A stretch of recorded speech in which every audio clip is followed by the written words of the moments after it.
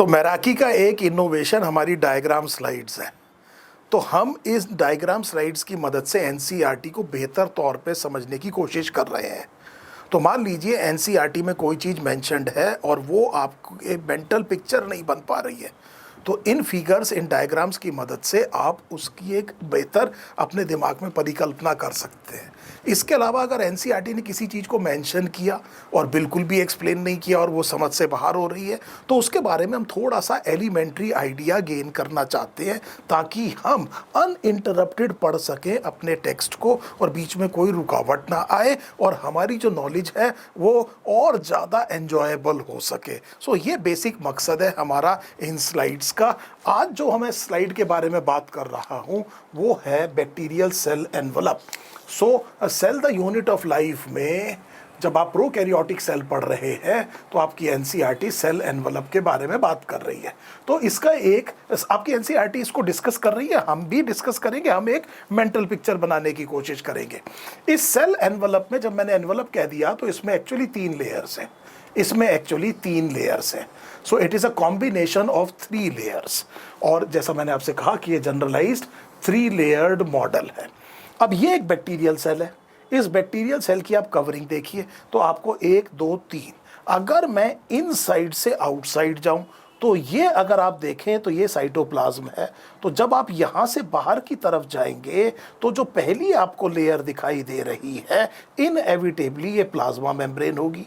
ये वही फॉस्फोबाइलिपिड है लेयर है जो कि यूकैरियोटिक सेल में भी दिखाई देती है। सो अगर मैं इस सेक्शन में देखूं तो ये साइटोप्लाज्म है। साइटोप्लाज्म से अगर मैं बाहर की तरफ जा रहा हूं तो सबसे अंदर जो मुझे लेयर दिखाई दे रही है वो लेयर प्लाज्मा मेम्ब्रेन या सेल मेम्ब्रेन है। और ये मेम्ब्रेन बिल्कुल वैसी ही है जैसी यूकैरियोटिक सेल में देखने को मिलती है। यहाँ पर आप प्रोकैरियोट और यूकैरियोट में डिफरेंशिएट नहीं करेंगे। इस तरह का क्वेश्चन अगर एंट्रेंस एग्जाम में आ जाए तो आप बड़ी आसानी से इसको कर सकते हैं।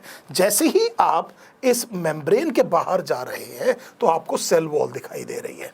सो जो नेक्स्ट लेयर है on the outside mind you, वो कौन सी है? सेल वॉल है। और इस सेल वॉल को जो बनाता है जो मॉलिक्यूल वो बहुत यूनिक है। और ये जो मॉलिक्यूल है यहाँ पर हम let us write it as 2, इसको भी यहाँ पर हम 2 लिख देते हैं। हम इस लेयर की बात कर रहे हैं, ये सेल वॉल है। और इसमें ये जो पेप्टिडोग्लाइकन है ये यूनिक है, ये केवल बैक्टीरियल सेल वॉल में ही मिलता है।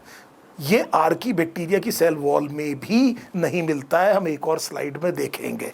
सारे बैक्टीरिया में सेल वॉल नहीं होती है। सो इन सारी लाइंस का मतलब बड़े ध्यान से समझिए। ये जो पेप्टिडोग्लाइकन है, पेप्टाइडोग्लाइकन अगर आप शब्द देखें तो कुछ प्रोटीन के छोटे छोटे पार्ट और साथ में जो छोटे छोटे शुगर मॉलिक्यूल्स हैं उनकी क्रॉस लिंकिंग से बना है। सो अगर आप देख पा रहे हैं तो यहाँ पर एक क्रॉस लिंकिंग टाइप का आपको नेटवर्क टाइप का दिखाई दे रहा है। ये चीज़ें आपस में जुड़ी हुई हैं और इस तरह के स्ट्रक्चर को आपने कहा कि ये एक क्रॉस लिंकिंग तरह की चीज़ बन गई है। इसे आपने कहा पेप्टिडोग्लाइकन।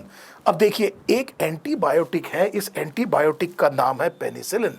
सो इस एंटीबायोटिक का नाम है पेनिसिलिन और पेनिसिलिन बैक्टीरिसाइडल है।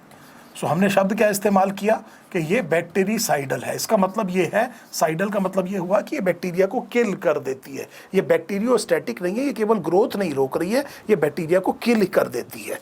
अब देखिए यहाँ पर ये करती कैसे है।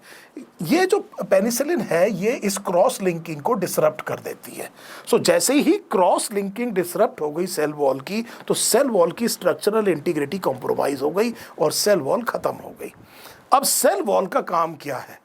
तो मेरा क्वेश्चन आपसे यह है कि सेल वॉल का काम क्या है? मुझे पता है कि स्ट्रक्चर वगैरह ये रोल हमें भी पता है, आपको भी पता है, इसको अभी साइड में रखते हैं। इसके अलावा कोई और रोल बताइए सेल वॉल का क्या है? तो सेल वॉल का रोल ये है कि हाइपोटोनिक एनवायरनमेंट में सेल को बचने में मदद करना। तो इसका मतलब ये हुआ कि अगर आप हाइपोटोनिक एनवायरनमेंट में किसी सेल को रख दें तो क्योंकि एनवायरनमेंट हाइपोटोनिक है तो बाहर की तरफ वाटर पोटेंशियल ज़्यादा होगा और पानी सेल के अंदर एंटर करेगा। और सेल के चारों तरफ अगर कोई रिजिड चीज़ नहीं हुई तो वो सेल स्वेल होकर के फिर बर्स्ट हो जाएगा। तो आपने सुना है कि आप ह्यूमन आरबीसी को अगर आप हाइपोटोनिक सॉल्यूशन में रख दें तो they will swell and they will burst, but that will not happen with plant plant cell, क्योंकि प्लांट के सेल के चारों तरफ भी एक रिजिड स्ट्रक्चर होता है और ये रिजिड स्ट्रक्चर क्या है, सेल वॉल। हालांकि प्लांट सेल में ये जो सेल वॉल है ये पेप्टिडोग्लाइकन नहीं है, ये सेल्यूलोज है, और बैक्टीरिया में ये जो सेल वॉल है ये पेप्टिडोग्लाइकन की है, लेकिन ये भी उसको हाइपोटोनिक एनवायरनमेंट में बचाने में मदद कर रही है। पानी अंदर भरेगा, उसका अंदर जो है प्रेशर बढ़ता जाएगा, टर्गर प्रेशर इंक्रीज होगा, टर्जिड हो जाएगा सेल, और लेकिन बर्स्ट नहीं करेगा। That is an important thing. लेकिन अगर पेनिसिलिन ने इसको तोड़ दिया, इमीडिएटली आप समझ सकते हैं कि वो बैक्टीरिसाइडल क्यों है। एक और चीज देखिए, अब मैं जब और बाहर की तरफ जा रहा हूं तो मेरे पास जो सबसे बाहर की तरफ जो लेयर आ रही है, ये वाली जो लेयर है, इस लेयर को मैंने कहा ग्लाइकोकैलिक्स। इस लेयर को मैंने क्या कहा, ग्लाइकोकैलिक्स। इसको नंबर 3 लिख देते हैं। सो नंबर 3 पे अगर आप देखें तो ये लेयर ग्लाइकोकैलिक्स है। ग्लाइकोकैलिक्स में आप देखें तो दो तरह से ग्लाइकोकैलिक्स ऑर्गेनाइज हो सकता है। एक थोड़ा सा टफर पार्ट जिसे आप कैप्सूल कहते हैं, और स्लाइमी लेयर। तो स्लाइमी लेयर, सो स्लाइम लेयर, और इधर मैंने कहा ये कैप्सूल। सो ये दो तरह से ऑर्गेनाइजेशन हो सकता है ग्लाइकोकैलिक्स का ही। सो ग्लाइकोकैलिक्स का दो तरह का ऑर्गेनाइजेशन हो सकता है। स्लाइम से आप समझ गए, तो स्लाइम का मतलब कुछ इस तरह की चीज़ है। एक तो ये डिहाइड्रेशन से बचाएगा, बड़ी सिंपल बात है। दूसरा एक इंपॉर्टेंट चीज़ ये है कि बायोफिल्म बनने में मदद करता है। That means it will help the bacteria to adhere to the surface of the substratum. वहाँ पर ये एक फिल्म की तरह से क्या हो सकते हैं, डिपॉजिट हो सकते हैं, ऑर्गेनाइज हो सकते हैं। हायर क्लासेस में आप पढ़े बायोफिल्म, अभी बहुत ज़्यादा इस टर्म से परेशान होने की जरूरत नहीं है, लेकिन ये इसको वहाँ पर सबस्ट्रेट को अटैच करने में मदद करेगा, और जैसे मैंने आपको बताया डिहाइड्रेशन से भी बचाएगा। ये जो कैप्सूल है ये बड़ा इंपॉर्टेंट है।